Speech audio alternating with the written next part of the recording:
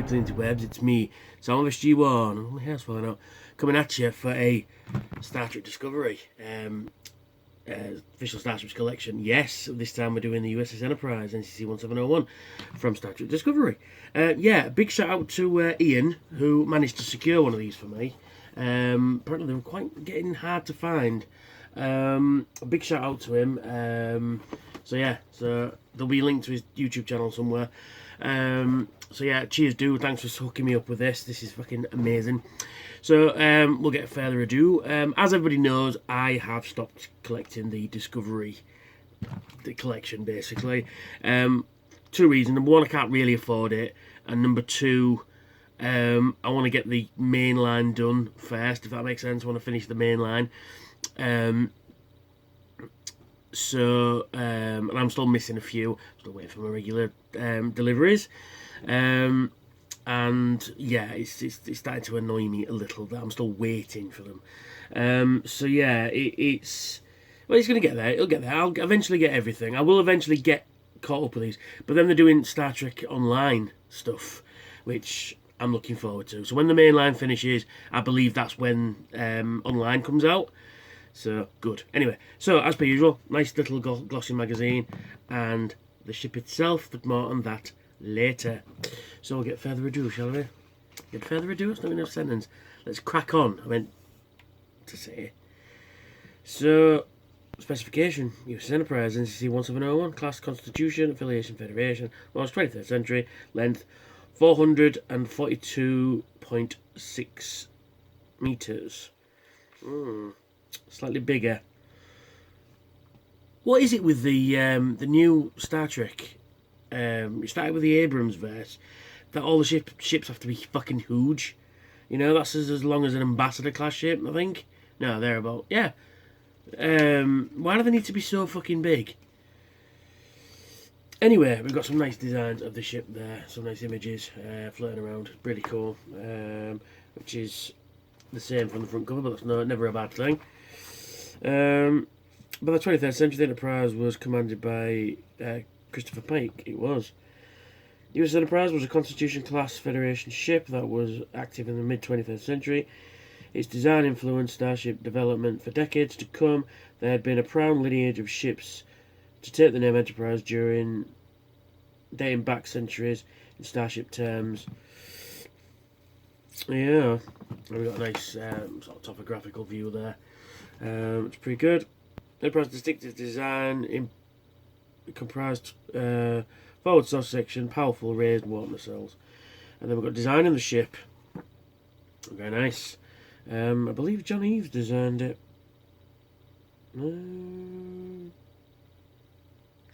Yeah. Designer Todd Chernowisky. I'm sure I'm saying that wrong. And John Eves. Okay. You can definitely tell the John Eves design, which is really cool. That one's a little bit different as well. It's got straight nacelles, which I'll get to. And then we've got some sort of CG renders, and they've gone with an NX-01 type look to it, which is quite nice. And then we've got the last shot of season 2 of Enterprise, and then the shuttle bay, and then what's coming next. So magazine, So join me for the actual review. See you in a moment. And there we have it, the model itself. And as you can see, it is a oversized one, because just as a comparison, here is the assimilated Voyager I did in my last review, and you can see it's much, much, much bigger. So yes, move that out of the way. So yeah, it's very nice. So we'll take it off the stand and we'll have a look at it. So move that over there. And you know what? This is what the JJ version should have been. So I've got some debris over there, ignore that. This is what the JJ version should have been. You can see that it's very, because obviously this is before the original series, so before the cage. Or is it after the cage? I can never remember, because Discovery's that forgettable, I just don't know. Although season 2, best part of season 2 was Anson Mount as Pike.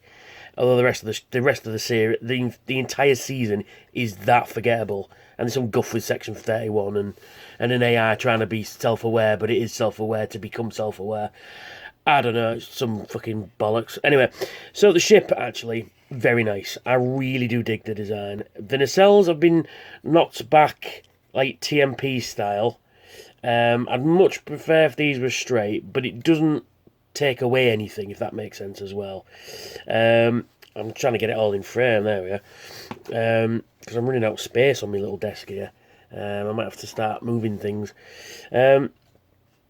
Yeah, some really nice livy on there.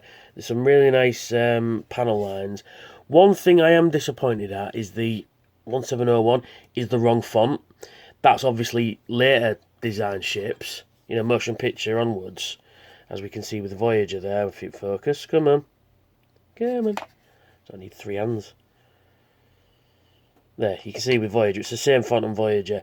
I mean, that'd be fine if it was the unfortunately for the later designs, but this is supposed to be an earlier design.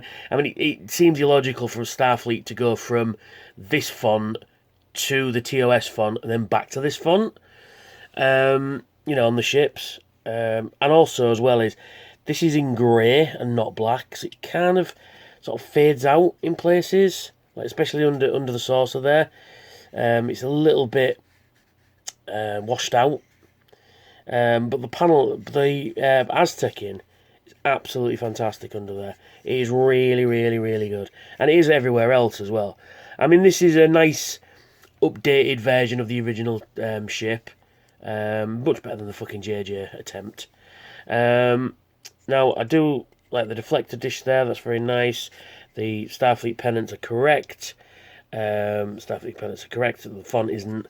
And you've got, like I say, Enterprise NX-01 style nacelles going along there, which is no bad thing, because you can see like a there is definitely a design lineage. From Enterprise to TOS, so you can see that this was the original Constitution class ship built, and then they redesigned it, refitted it to be what we recognisable as a TOS, as a Constitution class ship from TOS. So I'm going to try and get it into the camera, because you can't really see it because it's so big I can't get in. Especially I'm going to get it. You got some really nice impulse engines there. One thing I am annoyed at, none of this is clear plastic, this is just painted on, which is a bit of a shame. Although the paint's quite nice. I think, yeah, these are clear plastic.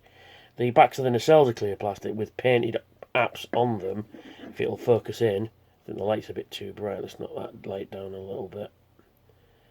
Are you going to focus? Come on. Come on. I really wish you didn't do that. No, it's not going to focus, is it? Yeah, it's a really nice design. One other thing I don't quite like, but I kind of like at the same time, is the shuttle bay. This seems logical because it's like a landing platform, so you can shuttle land on there and it'll be fine. But it just sticks out a little bit too much. But you've got the accurate, signage on the back there, the real lights. But yeah, I mean, it makes sense. It makes a logical sense that a shuttle can land on there, maybe, and and stuff like that. So, yeah. So it's a really nice design. Like a perfect modern interpretation of a Constitution class ship. Not in terms of Starfleet. I mean in terms of the original series, into the 21st century, that sort of thing. There's some really nice panel details. All the lights seem to be accurate as well. You've got the torpedo launchers there, which are nicely picked out. Yes, they do fire from the saucer in the TOS. But very nice. I really do dig it.